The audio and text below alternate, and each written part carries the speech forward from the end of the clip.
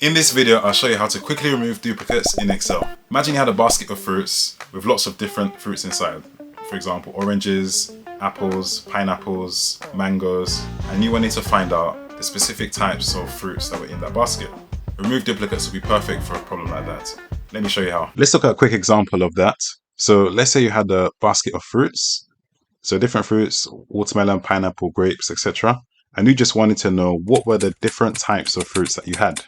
So what we can do is copy this column, paste that here, then go to data, data tools, remove duplicates. So this blue one with the X. Then we click OK. Then it confirms how many has been removed. 7 duplicates found and removed.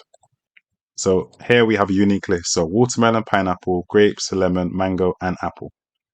Then if you wanted to do some extra analysis, we can put in some formulas here into the cell to bring in the data from here. Alternatively, what you could do is avoid the formulas, just do a pivot table to analyze the information.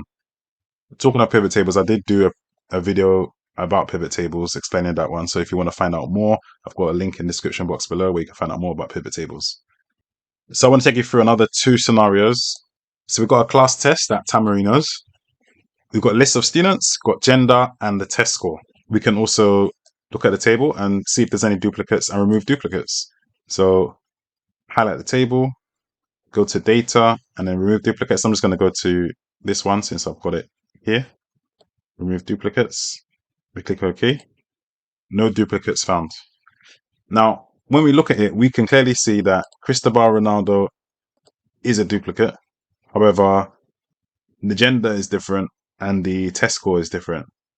If we wanted to remove all the people that are just Cristobal Ronaldo, what we would need to do is go to remove duplicates.